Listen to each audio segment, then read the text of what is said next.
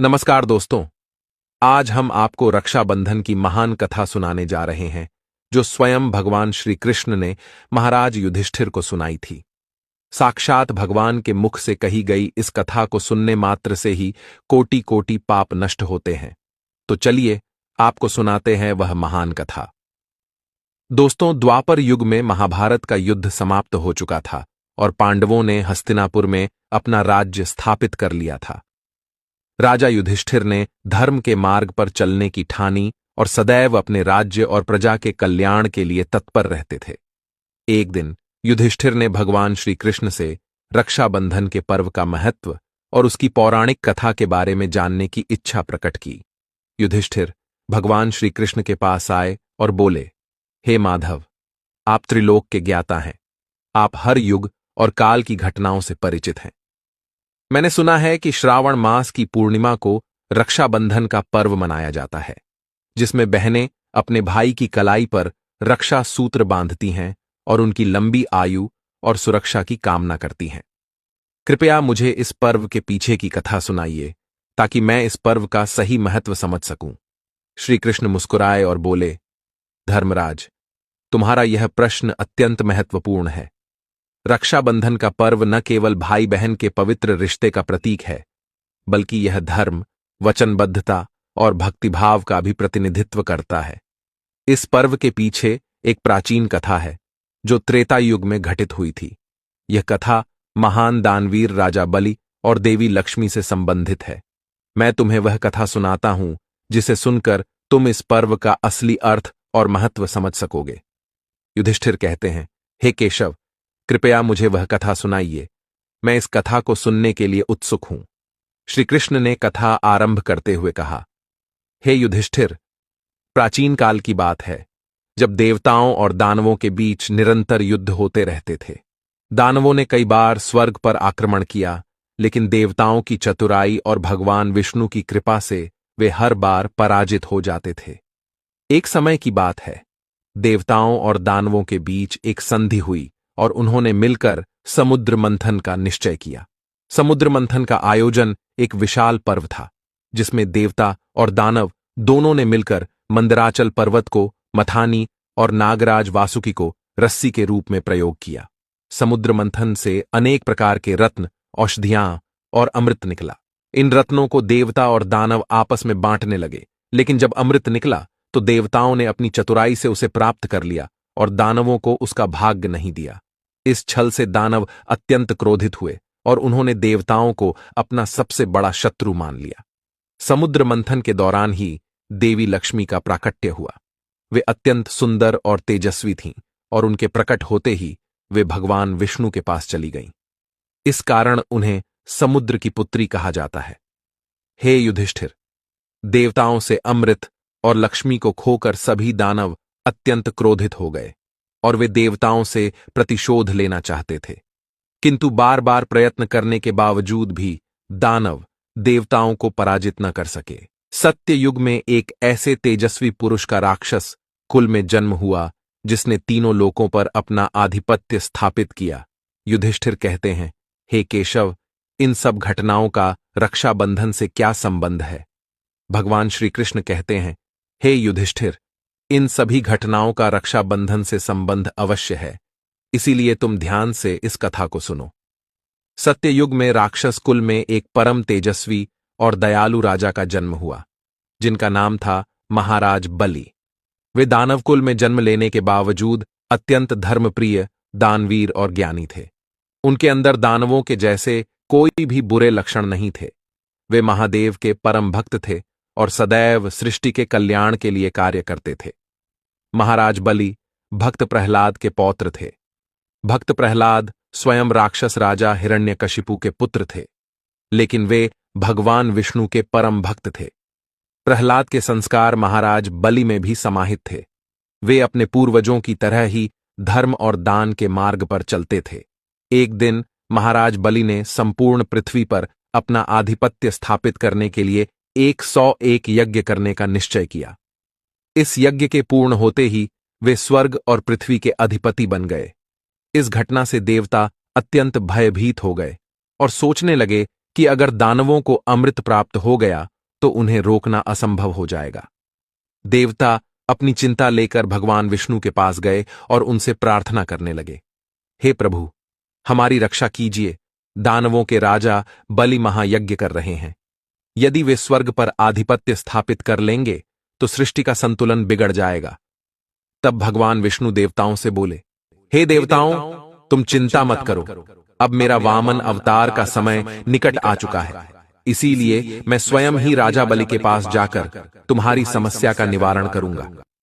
भगवान विष्णु के मुख से ऐसे वचन सुनकर समस्त देवता प्रसन्न हुए और अपने लोक को लौट गए। फिर भगवान विष्णु ने एक बटुक ब्राह्मण का रूप धारण किया और धरती लोक पर प्रकट हुए। जिस स्थान पर राजा बलि का यज्ञ चल रहा था वहां वे पहुंचे। उस स्थान पर महाराज बलि अपने गुरु शुक्राचार्य के साथ यज्ञ कर रहे थे। उस समय उनका अंतिम यज्ञ संपन्न होने वाला था। तब वामन रूपी भगवान विष्णु ने कहा, हे राजन, मैं आपके पास एक याचना लेकर आया हूँ। यदि आप मेरी याचना पूर्ण करते हैं तो मैं आपका आभारी रहूंगा। राजा बलि ने अपने द्वार पर आए उस बटुक ब्राह्मण का स्वागत किया और कहा, हे ब्राह्मण देव, आप जो भी दान दक्षिणा चाहते हैं उसे बेझिझक मांग लीजिए। मैं आपको वह अवश्य प्रदान करूंगा। इतना कहकर महाराज बलि यज्ञ से उठकर बटुक ब्राह्मण के पास चले गए। तब बटुक ब्राह्मण ने कहा, हे राजन, मुझे केवल 3 पग भूमि की आवश्यकता है जिस पर मैं यज्ञ कर सकूं। इसीलिए आप मुझे उतनी ही जमीन दीजिए जितनी मैं अपने 3 पग में नाप सकूं। राजा बलि ने हंसते हुए कहा, हे ब्राह्मण देव, आप केवल 3 पग भूमि की मांग करते हैं। आप चाहें तो पूरी पृथ्वी मांग सकते हैं। 3 पग भूमि मांगकर आप मेरा उपहास उड़ा रहे हैं। राजा बलि ने अहंकार में कहा, आप मांगकर तो देखिए, यदि मैं दे न सकूं तो मेरा वचन झूठा हो जाएगा। उस बटुक ब्राह्मण ने कहा, हे राजन, मनुष्य को जितनी आवश्यकता हो केवल उतना ही मांगना चाहिए। आवश्यकता से अधिक मिलने पर मनुष्य की तृष्णा बढ़ती जाती है। आपने समस्त पृथ्वी को अपने आधिपत्य में ले लिया है। क्या इससे आपकी तृष्णा कम हुई है? नहीं ना। अब आपको स्वर्गलोक का आधिपत्य चाहिए। इसीलिए मनुष्य को जितनी कामना हो केवल उतना ही मांगना चाहिए। बटुक ब्राह्मण की बात सुनकर महाराज बलि को बड़ी ग्लानि हुई। उन्होंने विनम्रता से कहा, हे ब्राह्मण देवता, आप उम्र में तो मुझसे बहुत छोटे हैं, किंतु आपकी बातें ज्ञान से परिपूर्ण हैं। इसीलिए यदि आप केवल 3 पग भूमि मांगते हैं तो मैं आपको वह प्रदान करता हूं। इतने में ही शुक्राचार्य कहते हैं, हे राजन, यह बटुक ब्राह्मण कोई देवता है जो ब्राह्मण का रूप धारण करके आया है। इसीलिए बिना सोचे समझे दान देने का वचन देकर तुम बड़ी भूल कर रहे हो। महाराज बलि ने कहा, हे गुरुवर, यदि ये कोई देवता है तो यह मेरा बड़ा सौभाग्य है कि मैं देवताओं को भी दान दे रहा हूं। मेरे द्वार पर आया हुआ याचक खाली हाथ चला जाए, ये मुझे कदापि स्वीकार नहीं है। इसीलिए मैं इस ब्राह्मण को दान अवश्य करूंगा। महाराज बलि की बात सुनकर शुक्राचार्य क्रोधित हो गए और उस स्थान से चले गए। महाराज बलि ने बटुक ब्राह्मण से कहा, हे ब्राह्मण देवता, आपकी याचना के अनुसार मैं आपको 3 पग भूमि देने का वचन देता हूं। जैसे ही राजा बलि ने यह वचन दिया, बटुक ब्राह्मण ने अपना असली रूप प्रकट किया। भगवान विष्णु वामन अवतार में प्रकट हुए और उनका आकार इतना विशाल हो गया कि उन्होंने एक ही पग में स्वर्ग नाप लिया, दूसरे पग में संपूर्ण पृथ्वी को नाप लिया और तीसरे पग के लिए जब कोई स्थान नहीं बचा, तब वामन भगवान ने राजा बलि से कहा, हे राजन, अब मेरे तीसरे पग के लिए कोई स्थान नहीं बचा, इसीलिए आपका वचन तो झूठा हुआ। राजा बलि समझ गए कि यह कोई साधारण ब्राह्मण नहीं बल्कि साक्षात भगवान विष्णु ही हैं। उन्होंने सिर झुकाते हुए कहा, हे प्रभु, मेरा वचन झूठा नहीं होगा, इसीलिए आप तीसरा पग मेरे सिर पर रख दीजिए। राजा बलि के वचन का पालन करते हुए भगवान वामन जी ने अपना तीसरा पैर राजा बलि के मस्तक पर रख दिया। राजा बलि के इस त्याग और दानवीरता से भगवान विष्णु अत्यंत प्रसन्न हुए और उन्होंने अपना असली रूप प्रकट किया। उन्होंने वामन अवतार का रूप छोड़कर चतुर्भुज रूप धारण किया। उन्होंने राजा बलि को आशीर्वाद दिया और कहा, हे राजन, मैं तुम्हारी दानवीरता और भक्ति से अत्यंत प्रसन्न हूं। इसीलिए मैं तुम्हें वरदान देता हूं कि सावर्णी मनवंतर में तुम्हें इंद्र का पद प्राप्त होगा। तब तक तुम पाताल लोक में निवास करोगे। इस आशीर्वाद को पाकर राजा बलि अत्यंत प्रसन्न हुए और वे पाताल लोक में निवास करने चले गए। पाताल लोक में उन्होंने भगवान विष्णु की भक्ति और तपस्या आरंभ की। पाताल लोक में राजा बलि ने भगवान विष्णु की भक्ति में लीन होकर उनकी प्रसन्नता प्राप्त की। उन्होंने अन्न और जल का त्याग कर दिया और केवल भगवान विष्णु का स्मरण करते हुए कठोर तपस्या में लीन हो गए। उनकी तपस्या से तीनों लोकों में हलचल मच गई और देवता भी उनके तप से प्रभावित हुए। एक दिन उनकी कठोर तपस्या से प्रसन्न होकर भगवान विष्णु ने समुद्र के भीतर प्रकट होकर महाराज बलि के सामने अपना दिव्य रूप धारण किया। भगवान विष्णु के तेज और प्रकाश से समुद्र के भीतर का स्थान दिव्यता से भर गया। महाराज बलि ने अपनी आंखें खोलीं और भगवान विष्णु को अपने सामने खड़ा देखकर तुरंत उनके चरणों में नमन किया। महाराज बलि ने अपने हाथ जोड़कर भगवान विष्णु से कहा, हे प्रभु, आप मेरी साधना और भक्ति से प्रसन्न होकर प्रकट हुए हैं। यह मेरे लिए परम सौभाग्य की बात है। कृपया मुझे अपना आशीर्वाद दें। भगवान विष्णु ने मधुर मुस्कान के साथ कहा, हे महाबली, तुम्हारी तपस्या और भक्ति ने मुझे अत्यंत प्रसन्न किया है। तुमने अपने तप से न केवल पाताल लोक बल्कि स्वर्ग लोक को भी आशीर्वादित कर दिया है। मैं तुमसे प्रसन्न हूं और तुम्हें वरदान देने के लिए यहां आया हूं। अपनी इच्छा प्रकट करो, जो भी तुम मांगोगे वह तुम्हें प्राप्त होगा। महाराज बलि ने विनम्रतापूर्वक कहा, हे प्रभु, मैं आपसे कोई भौतिक वरदान नहीं मांगना चाहता। मेरी एक ही इच्छा है कि मैं सदा आपके चरणों में रह सकूं और आपकी सेवा कर सकूं। मुझे कोई पद, सत्ता या धन नहीं चाहिए, केवल आपका सान्निध्य चाहिए। कृपया मुझे ऐसा आशीर्वाद दें कि मैं आपके साथ रह सकूं और आपके सेवक के रूप में जीवन यापन कर सकूं। भगवान विष्णु ने महाराज बलि की भक्ति और समर्पण से अत्यंत प्रभावित होकर कहा, हे बलि, तुम्हारी यह विनम्रता और भक्ति अनुकरणीय है। तुमने जो मांगा है वह तुम्हारे महान चरित्र का प्रमाण है। मैं तुम्हारी इच्छा पूरी करूंगा। मैं तुम्हारे साथ पाताल लोक में निवास करूंगा और तुम मुझे सदा अपने पास पाओगे। महाराज बलि ने भगवान विष्णु से कहा, हे प्रभु, आप समुद्र के भीतर प्रकट हुए हैं, जो यह संकेत देता है कि आप सृष्टि के हर अंश में व्याप्त हैं। आपके साथ पाताल लोक में निवास करना मेरे लिए अत्यंत गर्व की बात होगी। मैं आपके इस वरदान के लिए सदैव आभारी रहूंगा। भगवान विष्णु ने मुस्कुराते हुए कहा, हे बलि, तुम्हारी यह भावना मुझे अत्यंत प्रिय है। मैं सदैव तुम्हारे साथ रहूंगा और तुम्हारी भक्ति का आनंद लूंगा। तुम्हारी सेवा में मुझे प्रसन्नता होगी और जिस दिन मेरी पत्नी लक्ष्मी, जो समुद्र की पुत्री है, तुम्हें अपने वचन में बांधेंगी, उस दिन तुम मुझे उन्हें सौंप दोगे और तब मैं वैकुंठ वापस लौट जाऊंगा। महाराज बलि ने भगवान विष्णु के चरणों में सिर झुकाकर कहा, हे प्रभु, आपने जो मुझे वरदान दिया है वह मेरी कल्पना से भी परे है।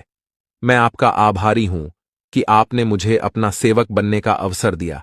मैं सदा आपकी सेवा में तत्पर रहूंगा और आपके चरणों में निवास करूंगा।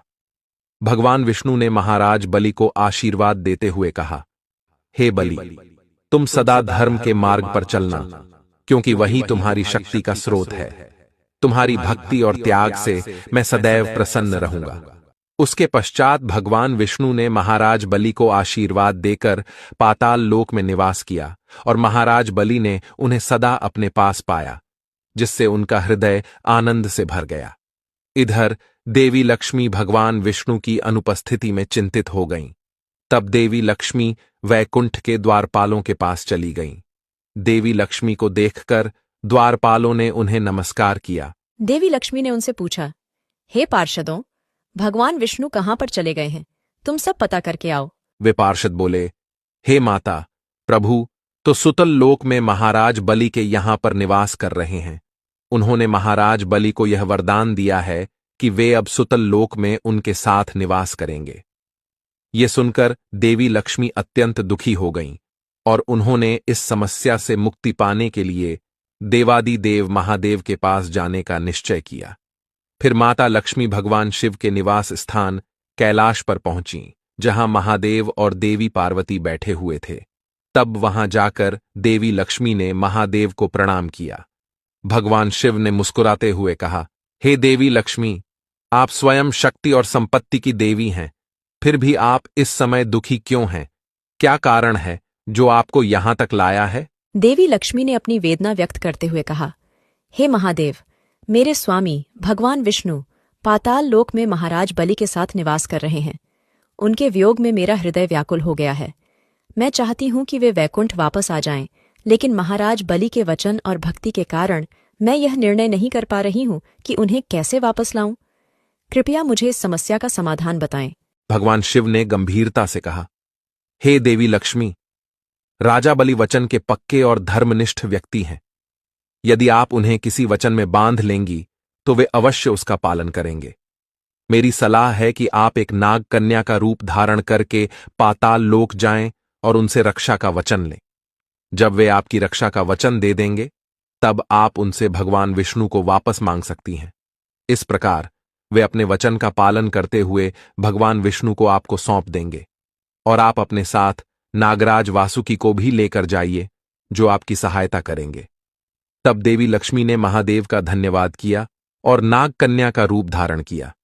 नाग कन्या का रूप धारण करके देवी लक्ष्मी नागराज वासुकी को लेकर पाताल लोक जाने के लिए निकल पड़ी।